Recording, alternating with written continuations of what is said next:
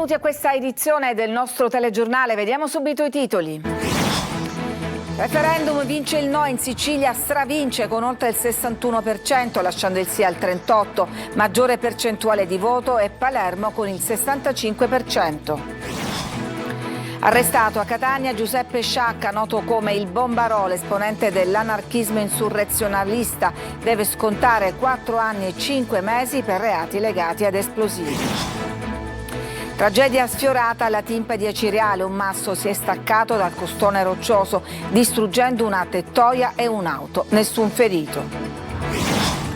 Corruzione all'Ars, chiesti 2 anni e 6 mesi per Marcella Cannariato, al centro dell'inchiesta l'assunzione del nipote dell'assessore al turismo di Fratelli d'Italia Elvira Mata in cambio di un finanziamento. A Catania, a Vaccarizzo, abitazioni senza acqua, strade invase da spazzature, esasperano i residenti che denunciano l'assenza delle istituzioni. La protesta dei lavoratori dell'Italo-Belga, a cui è stata revocata la concessione della spiaggia di Mondello. Domani il TAR si esprimerà sul ricorso dell'azienda. Calcio, Serie B, il Palermo ricarica le energie nella sosta di campionato per gli impegni della nazionale. Alla ripresa i rosanere affronteranno l'Avellino al Barbera.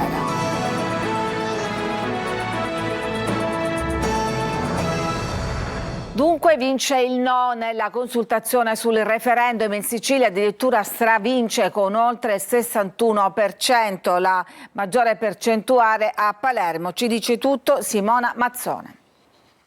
È stata una battaglia prevalentemente politica quella che ha portato al referendum. Con un netto vantaggio il no vince sul sì. Lo scrutinio, cominciato subito dopo la chiusura dei seggi, aveva già sin dall'inizio rivelato la preferenza degli italiani, con il no che si attesta al 54% contro il sì, fermo al 46%, ma che in Sicilia stravince con oltre il 61%, lasciando il sì al 38%. Guardando alle province, quella dove il no ha registrato la maggiore percentuale di voto è Palermo, con il 65%. A Caltanissetta la prevalenza più bassa con 56 punti percentuali. Se a prevalere fosse stato il sì, la legge di riforma costituzionale sarebbe entrata in vigore. Con il no tutto resta invariato e poiché non è previsto alcun quorum, il risultato del referendum è definitivo. Erano scesi in campo politici, sindacati, personaggi dello spettacolo e della cultura in una battaglia da entrambe le parti in difesa della magistratura.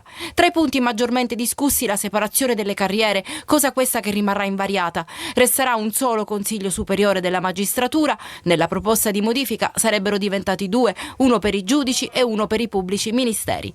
La riforma prevedeva anche il sorteggio di 2 membri del CSM, cosa che dunque non avverrà, e no anche all'istituzione dell'Alta Corte disciplinare per giudicare gli illeciti dei magistrati. In Sicilia l'affluenza dei votanti al referendum è stata del 46%. Quella maggiore si è registrata nelle province di Enna e Ragusa, Catania ultima, mentre la più bassa è stata quella di Lampedusa e Linosa con meno del 27%.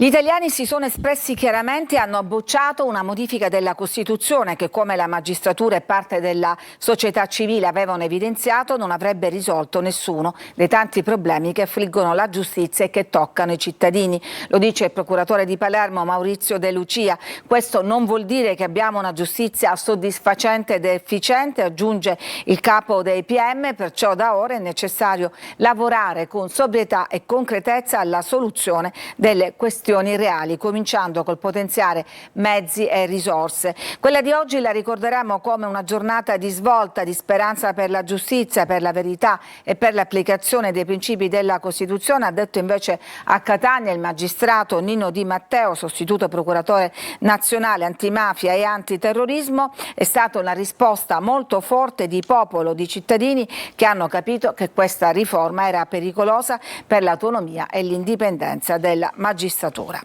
Cambiamo argomento. Dopo la morte a Roma di 2 anarchici, a Catania finisce in manette Giuseppe Sciacca, un militante di lungo corso soprannominato il Bombarolo. Sentiamo Adela De Barbagallo. Negli ambienti anarchici è conosciuto con il soprannome di Bombarolo. Arrestato a Catania Giuseppe Sciacca, l'anarchico di 47 anni è considerato un esponente di spicco dell'anarchismo insurrezionalista italiano e internazionale. Deve scontare una condanna definitiva a 4 anni e 5 mesi di reclusione emessa dalla Corte d'Assise d'Appello di Torino per reati legati alla fabbricazione, detenzione e porto di materiale esplosivo nell'ambito dell'operazione Scintilla del 2019. Tra le sue azioni nel 2004 il lancio di bottiglie incendiarie contro la stazione dei Carabinieri di Piazza Dante a Catania. Molti gli episodi che lo collocano a Trento, Parma, ma anche all'estero tra Spagna e Francia. Da Roma si stava trasferendo a Catania. Nella serata di sabato la Diocesi di Catania, avendo avuto notizia che l'anarchico stesse viaggiando da Roma verso la Sicilia, ha attivato una minuziosa attività investigativa di monitoraggio di tutti i luoghi che lo stesso era solito frequentare a Catania, e allo scopo proprio di poterlo rintracciare e dare esecuzione al provvedimento della Procura Generale di Torino. E così è stato. Un arresto che arriva dopo la morte a Roma dei 2 anarchici che forse preparavano un ordigno. Gli investigatori monitorano una fase considerata delicata. A maggio è anche atteso un nuovo passaggio sul 41 bis per Alfredo Cospito, considerato un punto di riferimento simbolico per gli anarchici.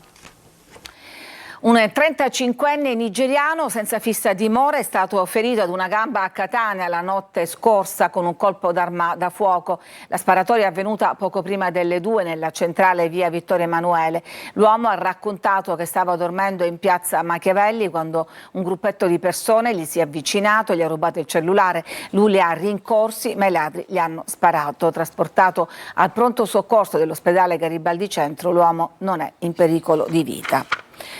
Non ha accettato la separazione dalla sua ex in strada ad Acireale, ha aggredito la donna e il suo nuovo compagno accoltellandolo. Grave la vittima, raggiunta da 5 fendenti e ricoverata in rianimazione all'ospedale Cannizzaro, ha anche una lesione polmonare. Nel giro di mezz'ora i carabinieri hanno trovato e arrestato l'aggressore. Tragedia sfiorata a Santa Maria la Scala, frazione di Acireale, dove un enorme masso si è staccato dal costone roccioso. Nessun ferito, ma per pura fortuna. Eva Spampinato. C'è stato un boato abbastanza forte. Dice un boato, non pareva un terremoto veramente. Invece era la pietra che rotolava. Momenti di terrore e panico a Santa Maria la Scala, frazione di Acireale. Ieri pomeriggio un enorme masso si è staccato dal costone roccioso. Il masso si è fermato pochi metri prima della tragedia. Sì, purtroppo questa è la realtà. Si è fermata a pochi metri, diciamo. Un rimbalzo in più e sarebbe finito sulla strada, su quelle auto posteggiate, sul tetto di quella casa. Davvero una tragedia sfiorata. Per fortuna l'enorme masso si è fermato su questo terrazzamento, distruggendo una tettoia e un'auto, ma per fortuna in quel momento non c'era nessuno. Qui un abitante della zona coltiva i suoi agrumi. Rubavo 1, 2, 3 e poi si fermava. Per farvi rendere conto di quanto sia arrivato vicino il masso alle abitazioni, entriamo in una casa, qui siamo nel corridoio di una villetta. Ieri pomeriggio il panico, il masso è proprio lì vicino. Qui le case sono costruite praticamente sotto la riserva naturale, che da sempre è sorvegliata speciale. Per noi è naturale vivere qui, cioè non ci facciamo caso che siamo sotto la Timpa. Succedono queste cose ovviamente. Un po' di paura c'è, sì. Ma proprio questa zona della Timpa non è recintata. In questa parte no, a qualche, credo anche meno di 100 metri ci sono dei cavi che tengono, diciamo, in sicurezza la parete. Il comune di Acireale ha disposto la chiusura al transito del tratto di strada interessato e ha inoltrato una richiesta urgente al Dipartimento regionale della Protezione Civile per un sopralluogo tecnico che avverrà però solo domani mattina. E adesso a Niscemi, dove la frana è stabile, lo ha ribadito il capo della Protezione Civile Nazionale Fabio Ciciliano nel corso di un vertice in prefettura. Prosegue dunque il rientro di tante famiglie di sfollati. Gerri Italia. La frana si è fermata, ma Niscemi resta un territorio fragile. Secondo il capo della Protezione Civile Nazionale e commissario straordinario Fabio Ciciliano, le abitazioni oltre i 100 metri dal ciglio possono essere considerate sicure. Lo ha ribadito al prefetto nel corso del vertice per la messa in sicurezza. Per molte famiglie evacuate a fine febbraio continua così il lento rientro nelle proprie case. Resta ancora una linea di confine precisa. Sotto i 100 metri rimane zona rossa. Le abitazioni più vicine al fronte della frana saranno demolite secondo un piano in fase di definizione. Il movimento di terra oltre 5.000 metri cubi scivolati verso la piana di Gela è al momento fermo, ma il versante non è ancora stabilizzato. Per questo il governo ha stanziato 150 milioni di euro, metà per opere di prevenzione idraulica, metà per demolizioni e ricollocazioni. Il nodo principale resta la gestione dell'acqua. Gli interventi punteranno a ridurre l'accumulo nel piede della frana attraverso drenaggi e opere di ingegneria idraulica, ma è proprio l'acqua al centro delle criticità emerse sul territorio. In Via Verdi, uno degli scavi effettuati per l'emergenza ha evidenziato il deterioramento delle condutture idriche, con perdite durante la distribuzione. Una situazione segnalata più volte dai residenti e che ha contribuito a indebolire ulteriormente il terreno. Le piogge delle ultime settimane hanno aggravato il quadro. La condotta è stata riparata lo scorso 22 marzo, ma il monitoraggio resta costante. In città sono attivi circa 40 cantieri. I cittadini chiedono interventi chiari e definitivi per garantire sicurezza e serenità. L'auspicio è che possano essere completati nel più breve tempo possibile, dando priorità alla tutela delle persone. Intanto la Procura di Gela continua a indagare per disastro colposo, tra gli atti anche i progetti di consolidamento mai realizzati dopo la frana del 1997.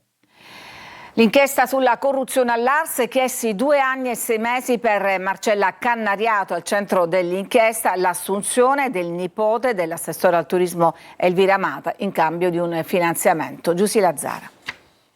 Aveva scelto il rito abbreviato Marcella Cannariato nel vortice di un'inchiesta per corruzione all'Ars. Oggi i giudici di Palermo hanno chiesto per lei 2 anni e 6 mesi per corruzione. L'imprenditrice, ex moglie del patron di Sicily Bycar, è accusata di aver assunto a tempo determinato e aver pagato l'alloggio al nipote dell'assessore al turismo di Fratelli d'Italia Elvira Amata, in cambio di un finanziamento di 30.000 euro alla Fondazione Bellisario, di cui all'epoca era rappresentante in Sicilia. Fondi che servivano per organizzare un convegno a Palermo. Amata, pure lei accusata di corruzione, ha scelto il rito ordinario. L'udienza preliminare oggi però è stata rinviata per un impedimento dell'imputata al 14 di aprile. In ogni caso la decisione nei 2 tipi di rito sarà contestuale il 20 aprile. Amata nel corso dell'interrogatorio aveva confermato di aver chiesto a Cannariato, con cui c'era un rapporto di cordialità, l'assunzione del nipote per aiutarlo in un momento di grande difficoltà per un grave lutto in famiglia. Uno studente universitario è svenuto nel suo appartamento a causa di un picco glicemico. Il problema è che ha perso i sensi dopo che aveva messo a bollire del riso. Il pentolino ha preso fuoco, il fumo ha invaso la stanza, così i vicini hanno lanciato l'allarme e sono intervenuti i vigili del fuoco che hanno trovato lo studente riverso per terra in cucina. Senza l'allarme scattato per l'incendio, dicono i soccorritori, non sappiamo se le conseguenze per il giovane sarebbero state molto più serie. E ora andiamo a Vaccarizzo, a Catania, dove decine di famiglie sono senza acqua da oltre 2 settimane. In compenso sono pieni di spazzature invasi dai topi. Tonino De Mana. No, non siamo abbandonati, cioè proprio qua non esistiamo proprio. Abbandonati con decine di abitazioni senza acqua, sommersi di spazzatura, di erbacce incolte, con le strade che somigliano sempre più a mulattiere. A Catania, nei rioni di Vaccarizzo, un problema tira l'altro ed esaspera i residenti che non sanno più a chi rivolgersi. Questa signora è senza acqua da oltre 2 settimane. Sigilli che ci hanno messo con bollette pagate e abbiamo anche le prove, quindi non sappiamo più cosa fare veramente, perché su 15 giorni senza acqua ce l'hanno lasciato un giorno. Cosa si fa in un giorno? Nulla. Rubinetti a secco e spazzatura che trabocca su strade, piazzole o quel che rimane, visto che per raccogliere l'immondizia vengono spesso utilizzati mezzi meccanici che danneggiano tutto. Proliferano insetti di ogni tipo e banchettano, si fa per dire, anche giganteschi topi. Grazie a questa spazzatura abbiamo topi che sono giganteschi, non sono topi normali. Non distante da Via della Menta manca di tutto. Da queste parti è problematico persino prendere un autobus.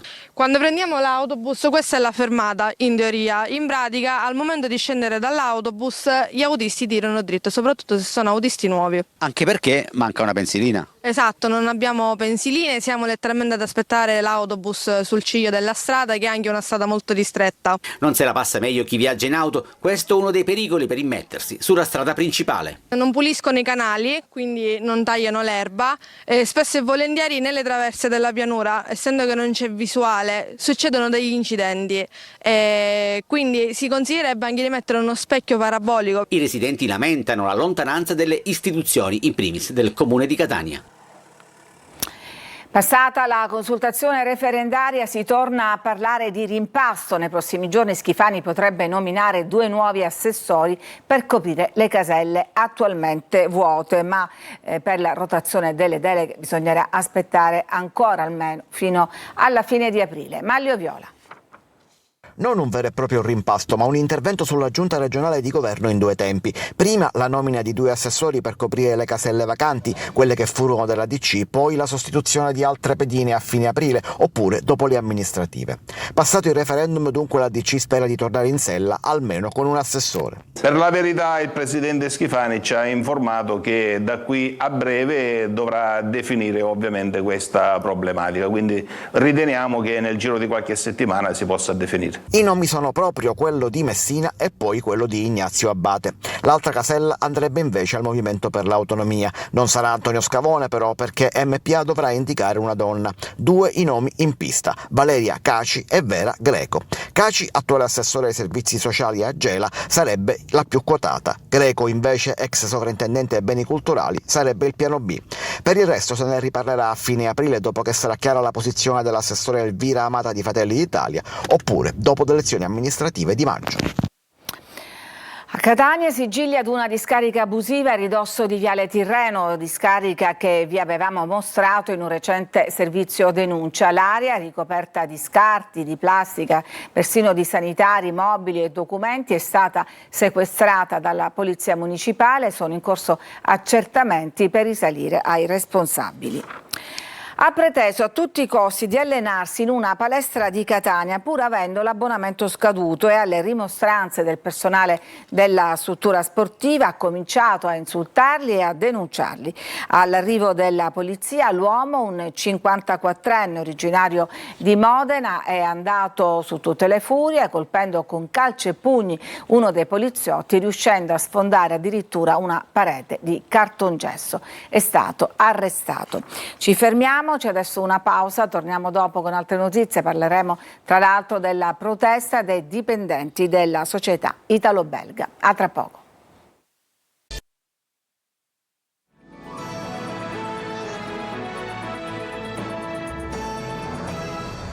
Continua la protesta dei lavoratori della società italo-belga, a cui nelle settimane scorse è stata revocata la concessione per la gestione della spiaggia di Mondello, e proprio domani il TAR si esprimerà sul ricorso dell'azienda. Sentiamo Marco Gullà.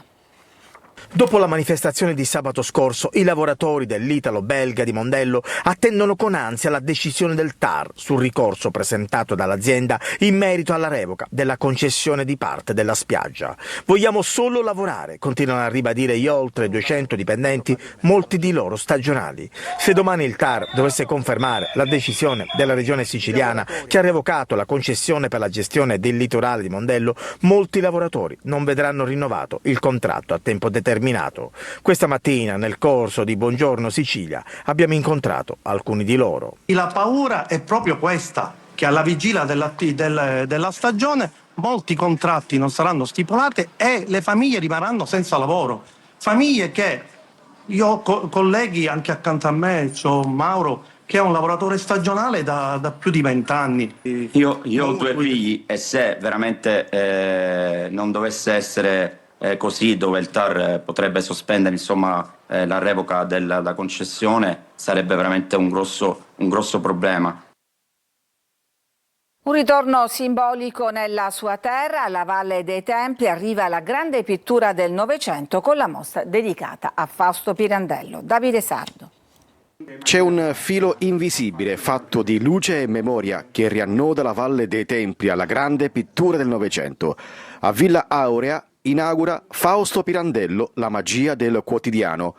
Non è solo una mostra, è un ritorno a casa. In molti dei suoi dipinti Fausto fa riferimento alla Sicilia, ai paesaggi siciliani, ai colori della Sicilia. Non soltanto per tutte le estati che aveva trascorso qui da bambino con la famiglia, ma anche proprio per una sua scelta stilistica. Dopo il successo all'Accademia di San Luca di Roma, le opere arrivano ad Agrigento tra i colori e le atmosfere che hanno ispirato l'artista. Abbiamo voluto documentare tutto il suo itinerario artistico dai primi anni 20, quando lavora ad Anticoli Corrado vicino Roma, poi il periodo degli anni 30, che è quello forse tuttora più conosciuto, e poi la maturità. In mostra circa 30 dipinti e un nucleo prezioso di pastelli, tecnica amata da Pirandello nel secondo dopoguerra. Un viaggio tra arte e identità nel cuore della valle. Sul tema Pirandello il parco sta facendo molto, sia per il Pirandello Fausto, e la mostra ne è una testimonianza, ma soprattutto per Luigi. Sono una serie di iniziative che dallo scorso anno ci siamo dati e che porteranno a fare riemergere uno dei più grandi letterati. Un appuntamento che celebra il legame profondo tra Pirandello e la sua terra. Ci fermiamo, c'è ancora una pausa e poi torniamo con la pagina sportiva.